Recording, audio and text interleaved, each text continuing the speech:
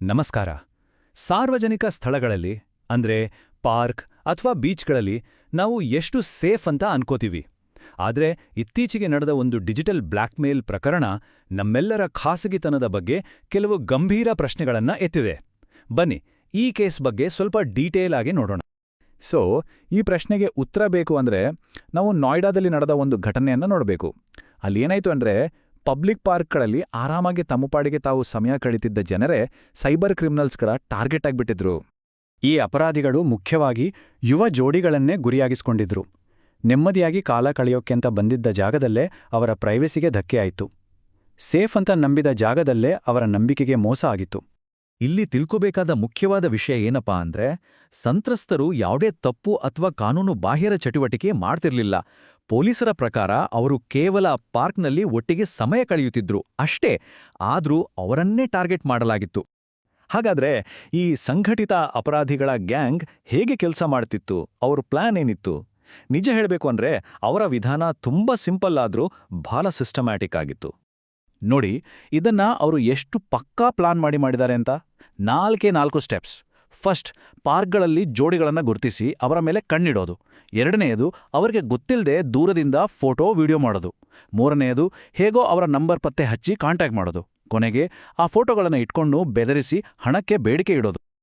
ಹಣ ಕಿತ್ಕೊಳ್ಳೋಕೆ ಅವು ಬಳಸಿದ್ದು ಒಂದೇ ಅಸ್ತ್ರ, ಅದು ಭಯ.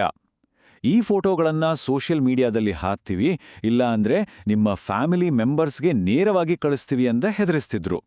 ಹೀಗೆ ಸಾರ್ವಜನಿಕವಾಗಿ ಮಾನ ಹೋಗುತ್ತೆ ಅನ್ನೋ ಭಯ ಹುಟ್ಟಿಸಿ ಹಣ ವಸೂಲಿ ಮಾಡ್ತಿದ್ರು.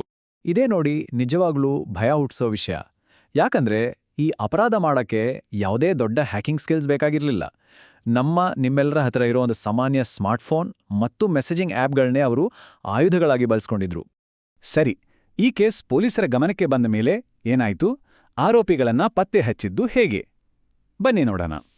ತನಿಖೆ ಶುರು ಮಾಡಿದಾಗ ಆರೋಪಿಗಳ ಫೋನ್ಗಳೇ ದೊಡ್ಡ ಸಾಕ್ಷಿಯಾಗ್ಬಿಡ್ತು. ಅವರ ಫೋನ್ ಚೆಕ್ ಮಾಡಿದಾಗ ಸಂತ್ರಸ್ತರ ಫೋಟೋಗಳು, ವಿಡಿಯೋಗಳು, ಬ್ಲ್ಯಾಕ್ಮೇಲ್ ಮಾಡಕ್ಕೆ ಬಳಸಿದ ಚಾಟ್ ಮೆಸೇಜ್ಗಳು, ಹಣಕ್ಕೆ ಡಿಮ್ಯಾಂಡ್ ಮಾಡಿದ ರೆಕಾರ್ಡ್ಸ್, ಹೀಗೆ ಎಲ್ಲವೂ ಸಿಕ್ಬಿಡ್ತು. ಹೀಗೆ ಸಿಕ್ಕ ಈ ಡಿಜಿಟಲ್ ಸಾಕ್ಷಿಗಳೇ ಪೊಲೀಸರಿಗೆ ದೊಡ್ಡ ಬಲ ಆಯಿತು. ಇದರ ಬೇಸಿಸ್ ಮೇಲೆನೇ ಆಪರೇಷನ್ ಮಾಡಿ ಈ ಕೇಸ್ಗೆ ಸಂಬಂಧಪಟ್ಟ 3 ಜನ ಆರೋಪಿಗಳನ್ನು ಅರೆಸ್ಟ್ ಮಾಡಿದ್ರು. ಇಲ್ಲಿ ನೋಡಿ, ಆರೋಪಿಗಳ ಮೇಲೆ 2 ಬೇರೆ ಬೇರೆ ಕಾನೂನುಗಳ ಅಡಿಯಲ್ಲಿ ಕೇಸ್ ಹಾಕಲಾಗಿದೆ.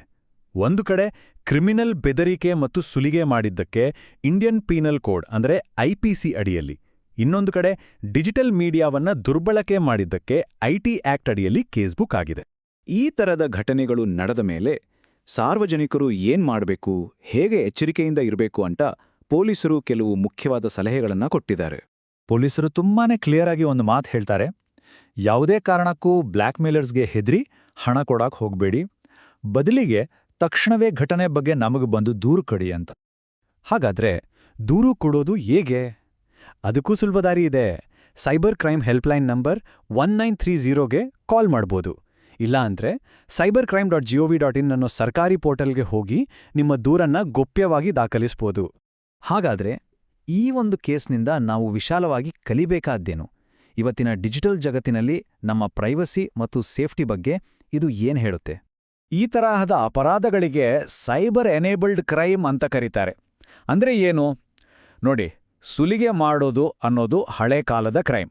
ಆದರೆ ಅದಕ್ಕೆ ಇಂಟರ್ನೆಟ್ ಮತ್ತು ಡಿಜಿಟಲ್ ಟೆಕ್ನಾಲಜಿ ಸೇರಿದಾಗ ಅದು ಇನ್ನಷ್ಟು ಸುಲಭ ಮತ್ತು ಮತ್ತಷ್ಟು ಅಪಾಯಕಾರಿಯಾಗುತ್ತೆ.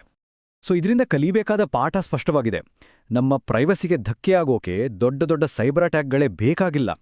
ಅತ್ಯಾಧುನಿಕ ತಂತ್ರಜ್ಞಾನ ಇಲ್ಲದೆಯೂ ನಮ್ಮ ಸುತ್ತಮುತ್ತ ಪಬ್ಲಿಕ್ ಜಾಗಗಳಲ್ಲೇ ಅದು ಆಗಬಹುದು ಅನ್ನೋದಕ್ಕೆ ಈ ಘಟನೆಯೇ ಸಾಕ್ಷಿ. ಕೊನೆಗೆ ಈ ಪ್ರಕರಣ ನಮ್ಮೆಲ್ಲರ ಮುಂದೆ ಒಂದು ದೊಡ್ಡ ಪ್ರಶ್ನೆಯನ್ನ ಇಡುತ್ತೆ. ಪ್ರತಿಯೊಬ್ಬರ ಜೇಬಲ್ಲೂ ಒಂದೊಂದು ಹೈ ಕ್ವಾಲಿಟಿ ಕ್ಯಾಮೆರಾ ಇರೋ ಈ ಕಾಲದಲ್ಲಿ ಸಾರ್ವಜನಿಕ ಸ್ಥಳಗಳಲ್ಲಿ ಖಾಸಗಿತನ ಅನ್ನೋದರ ಭವಿಷ್ಯವಾದರೂ ಏನು? ಯೋಚಿಸಬೇಕಾದ ವಿಷಯ.